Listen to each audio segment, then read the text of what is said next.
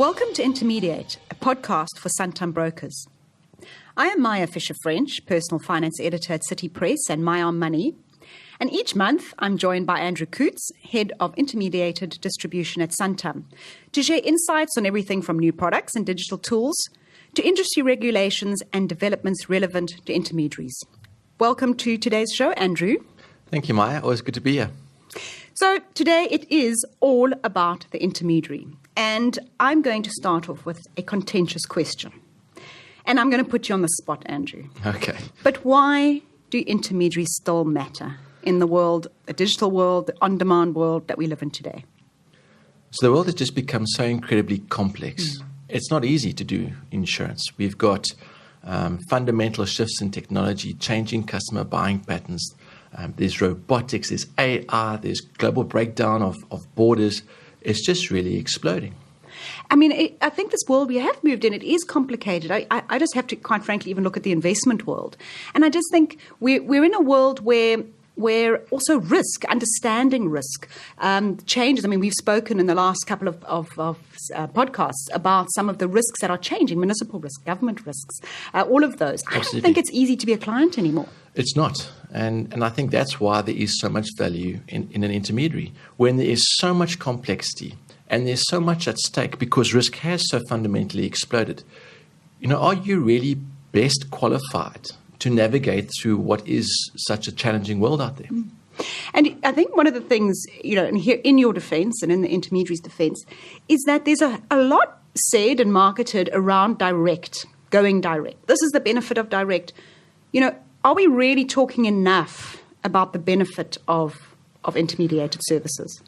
I think it's a very good question to ask because we are inundated with the value proposition about the direct players. And we don't spend enough time really reinforcing the real value that intermediaries offer. We certainly, from a Santam perspective, believe there are sort of 8 key drivers of a broker's value proposition. And we'd recommend that all brokers out there really start creating a conversation and explaining this more explicitly to really counter the reach that we know that the direct players have.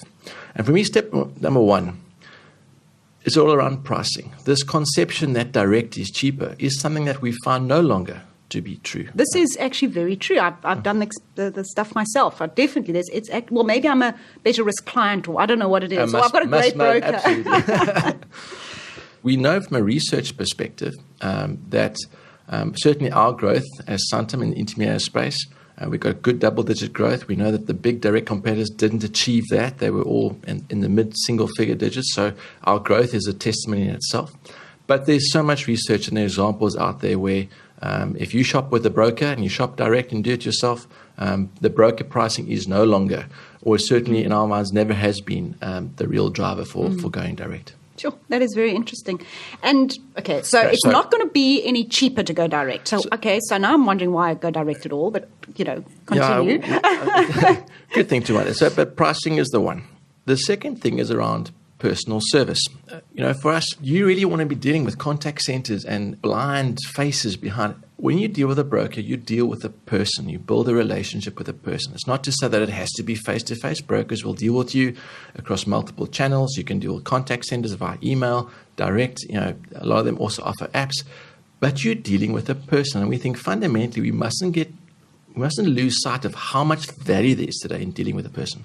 I think I agree with you so much on that. I think the people underestimate how much we like to deal with another person, as long as they're polite, of course, and friendly.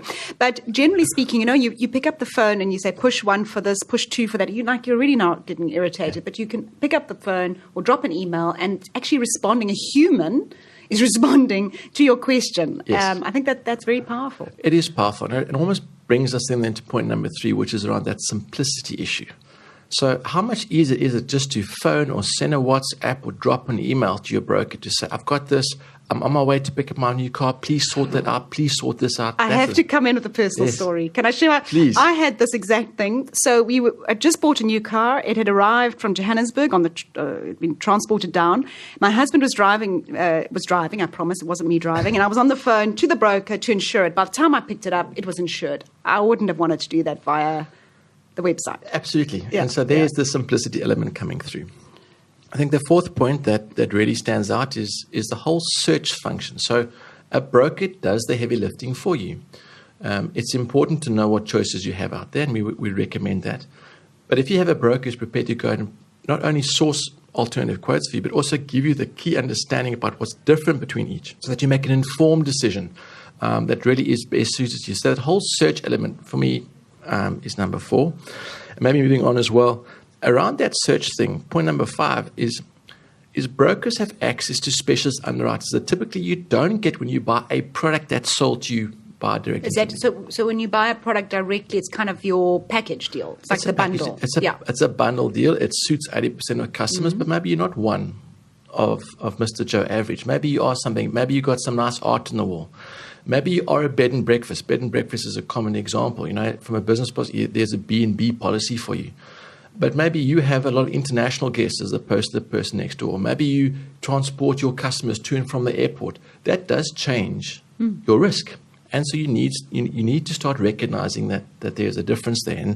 And so that access to specialist underwriters is from my mind, also something that's valuable. And that also just brings me to part of that underwriting is making sure you have the correct underwriting and you're correctly covered. Absolutely. And so that flows nicely into point number 6, ensuring that you've got accurate sums insured and the right cover. One of the biggest pressure points in insurance is always under-insurance, where you think you have a claim and you find out, oh my goodness, they only pay me half of the value. And that's typically because when you were insured right up front, you didn't insure yourself correctly. And that is where a broker adds so much value. Proper insurance for the correct value for all your risks. I must say, we went through that process of having an assessor in. And what is so wonderful about it is that you actually know you're covered. It did not affect our premiums. It's not as if suddenly our premiums went up massively, which is what I was a bit worried about.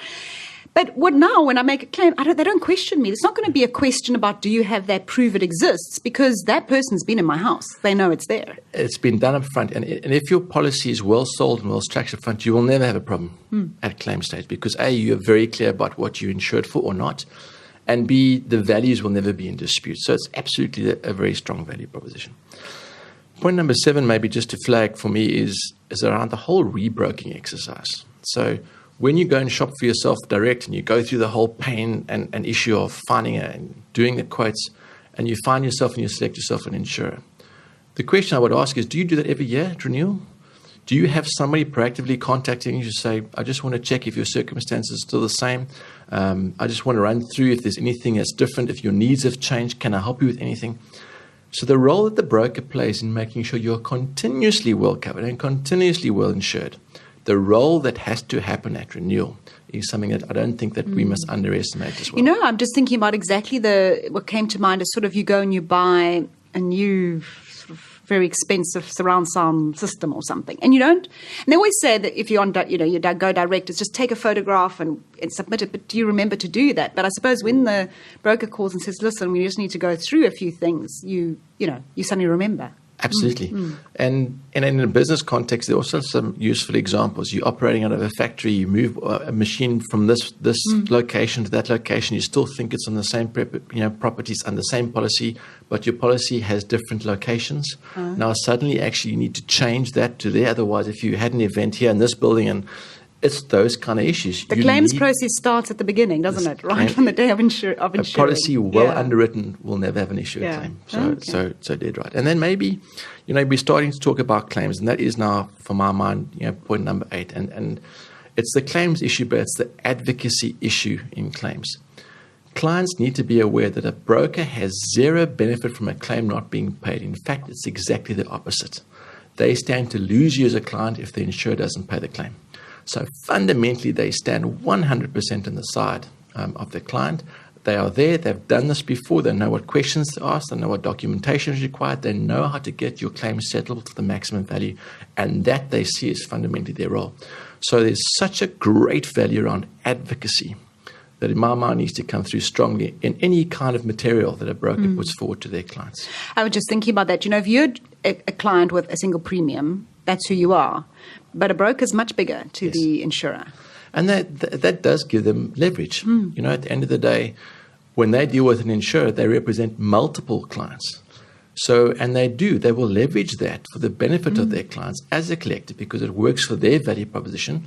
And from an insurer perspective, you also start building a relationship with brokers. And so the combination is a really powerful solution. Now, I mean, I was thinking about this idea of advocacy. And you know what? You, as a broker, what are you doing? You're promising your client that they will be paid out. You're making a promise to the client, which is putting your brand on the line. Yes. So you have to be very careful who you do business with, who your insurer is. It's a very good point.